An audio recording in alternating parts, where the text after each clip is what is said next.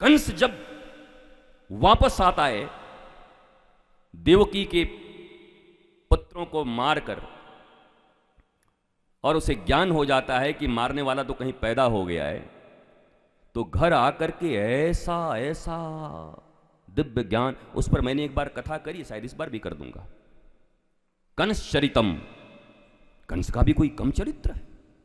ऐसा बदल गया कि अब जाकर के क्षमा मांगूं और अब तो बस जीवन भगवान के चरणों में जीना है। आस पास के जो चमचे थे बोले, भगवान ये बिगड़ गया तो हमारा क्या होगा? इसको नोच नोच के हम खाते हैं जय हो करके, तो रात भर में फिर कंस की बुद्धि बदल दी लोगों ने। इसलिए संग बड़ा महत्वपूर्ण है। संग अगर गड़बड़ हुआ, मुझे ऐसा लगता है कि अगर संग सही होता तो उस दिन शायद कंस भी बदल जाता। हालांकि ये लीला है, कंस बदल जाता तो इतनी लीला कैसे होती, ये भी बड़ी बात है।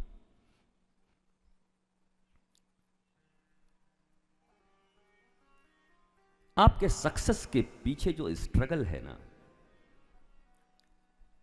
वही सक्सेस को एक्नॉलेज करता है।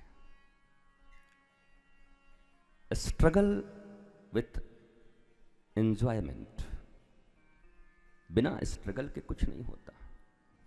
राम वन गए तो राम बन गए।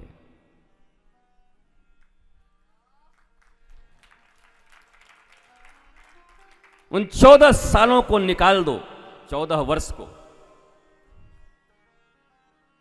तो दशरथ के एक कुमार जैसे राजाओं के बेटे होते हैं, राजगद्दी प्राप्त किया, and that's all. Ram one गए, वन तो राम बन गए। ये सिद्धांत है जिंदगी का। इसलिए लोग कहते हैं कब तक स्ट्रगल। मैं तो कहता हूं कि राम बन रहे हैं, धीरे धीरे प्यार को बढ़ाना है।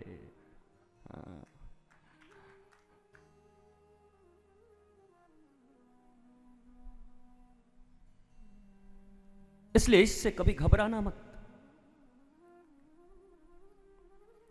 उपासना की पद्धति बहुत महत्वपूर्ण नहीं है। महत्वपूर्ण धर्म के गूढ़ रहस्यों को सद्गुरु के मुखाम्भोज से श्रवण कर, सीख कर और उनका पालन करते हुए, धर्मावलंबी होते हुए आध्यात्मिक महापुरुष बनना ही हमारा लक्ष्य है।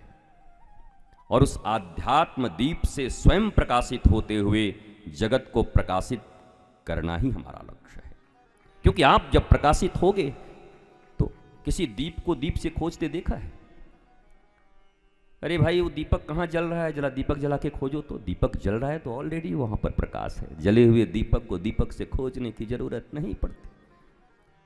आध्यात्म दीप, आध्यात्म दीप, आध्यात्म अर्क, सूर्य। हमारे बच्चों को सिखाया जाता है थोड़ा बहुत पूजा भी कर लिया करो। वही कौन सी मजबूरी है थोड़ा बहुत पूजा कर लेने की? जैसे झूठे तुम, जैसे धोखेबाज तुम, वैसे ही बच्चों को भी बनाना चाहते हो। तुमको भी पता है तुम्हारी सुई लोभ पर है, क्रोध पर है, मोह पर है, लाभ पर है, और तुम बच्चों को भी कह रहे हो बेटा कम से कम सुबह उठ करके 5 मिनट दीपक जला दिया करो। क्यों एक और रावण पैदा कर रहे हो भाई? अपने से अच्छा तो होने दो। तुम्हारा वर्जन है, एडवांस वर्जन आना चाहिए। कहीं तो काफिला रुकना चाहिए। हिरण्यकशपु राक्षस, कयाधु राक्षसी, लेकिन मां और गुरु ने मिलकर ऐसा कमाल किया, गुरुदेव नारद और मैया कयाधु ने ऐसा कमाल किया कि प्रहलाद जैसा द्वादश भक्त मिल गया पूरी दुनिया को। आज तक ऐसा कोई भक्त नहीं हुआ। राक्षस का बेटा भक्त हो गया। तुम मनुष्य होकर के अपने बच्चों को भक्त नहीं बना पा रहे, और उसके बाद भी तुम संसार में कहते हो कि मैंने पालन पोषण कर दिया, मेरी जो ड्यूटी थी मैंने निभा दिया, मैंने डीपीएस में एडमिशन करा दिया, मैंने इंजीनियर बना दिया, मैंने डॉक्टर बना दिए। क्या अपने संतान को तुम संतोष दे पाए? क्या अपने संतान को तुम आनंद दे पाए? क्या अपने संतान को तुम आध्यात्मिक बना पाए? रामचरितमानस में कितना सुंदर कहा गया है, यो स्त्री बांझी अच्छी है। बांझ मतलब उसका कोई संतान नहीं हो। कौन? जिसका पुत्र रघुपति का भगत न हो जाए, ठाकुर जी का भगत न हो, ऐसे स्त्री का बच्चा जन्म देना भी पशुवत है।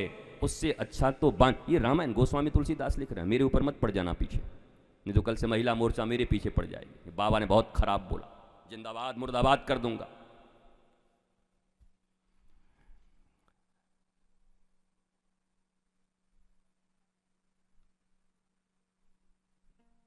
विचार करना पड़ेगा। ये कथा, ये हवन, ये यज्ञ, ये पूजाएं, ये नियम, ये कानून, पर चरित्र से सब बाहर है। और उसके कारण इतनी अशांति, इतना दुख, इतनी तकलीफें। अपने ही बच्चों से ये सुनने को मिलता है कि मैंने इसके लिए ये किया और ये देखो बड़ा होकर मेरे लिए क्या कर रहा है। मैं तो पूछता हूं कि अपने ही बालक को जब बड़े होने पर तुम धिक्कारते हो तो पहला धिक्कार तुम्हारे ऊपर है।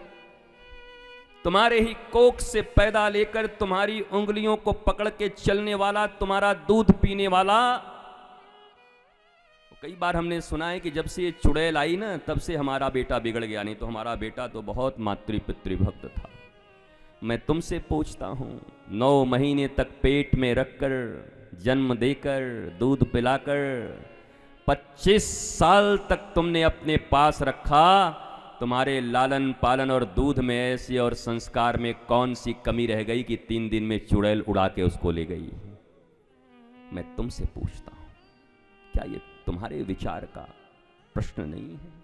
तुम्हें विचार नहीं करना चाहिए इसके ऊपर?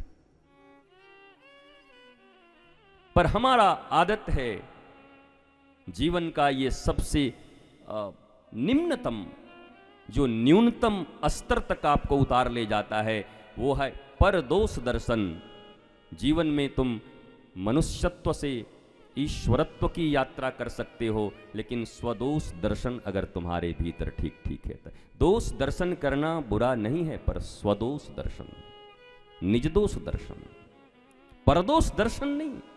परदोष के लिए तो हमारे गुरुदेव भगवान कहा करते कि पर के दोष को देखना ही अपनी दुष्टता को आमंत्रित करना है। इसलिए करने दो जिनको जो करना है। सब अलग अलग कर्म के लिए इस पृथ्वी पर आए, सबके अलग अलग संस्कार हैं, अलग अलग जन्मों के जमा हुए प्रारब्ध हैं। तुम क्यों अपने प्रारब्ध बिगाड़ रहे हो? तुम अपनी क्रियाशीलता, क्रियामान क्यों बिगाड़ रहे हो?